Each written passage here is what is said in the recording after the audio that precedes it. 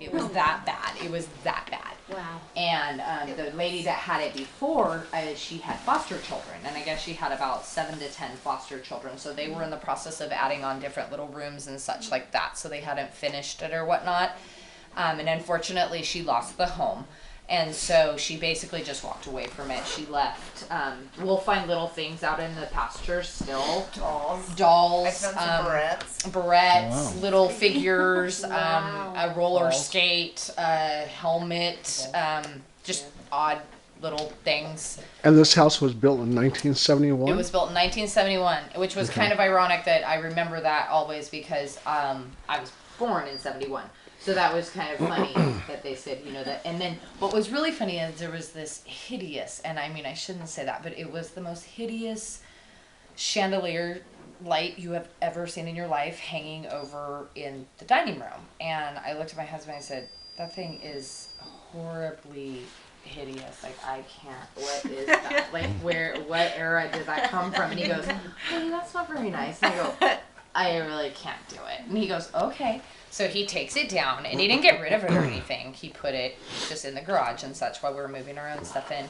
And, you know, busy with my dad and my mom. And Bunny, who was the wife of the previous, the original builders, but it was Bud and Bunny. And they had B&B crane service. She came driving by one day, just out of the blue.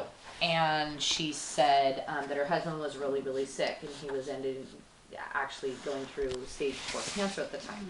And she said, I'm so happy to see it. Looks beautiful.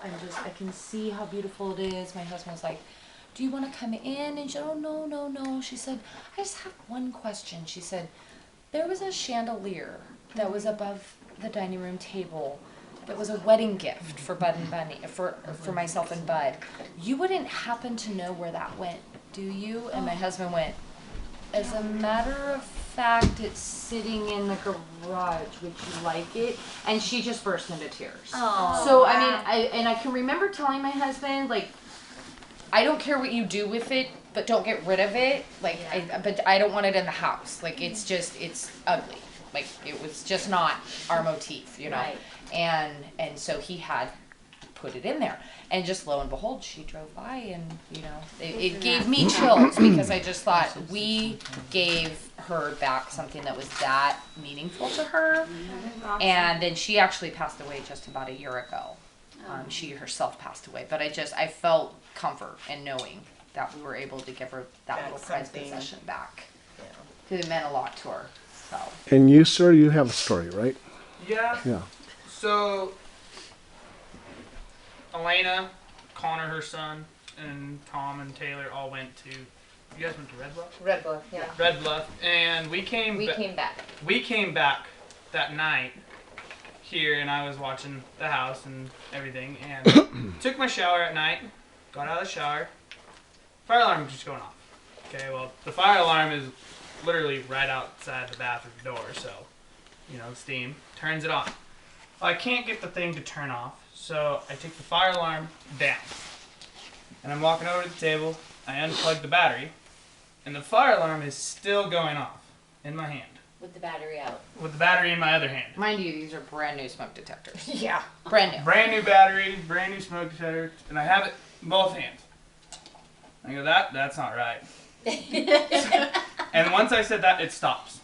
So I set it on the table, didn't put the battery touching it, nothing, just set it on the table, just like that. I was like, I'll just put it back before they come home. Won't be a problem. It's not going to catch on fire. So I go, okay. Well, I go to bed. And mind you, it's like 1 by the time. Yeah, it was about 1 o'clock by the time we got home. when we got settled and Yeah, so I go to bed, 3 o'clock hits. Wake up. I hear this. I think it's my alarm because we're going back up to Red Bluff to watch Connor ride.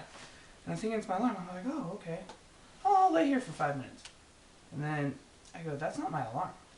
I look at my phone, that's not my alarm.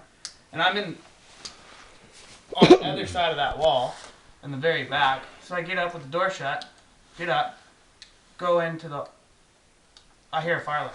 Well, I didn't care about why the fire alarm was going off. I want to know where the fire was. So I start running through the house, checking all the rooms to find out where the fire's at. Fire's not going off. There's no fire. On the table is the fire alarm with the battery in the fire alarm going off. So I unplugged it again. Left it on the table.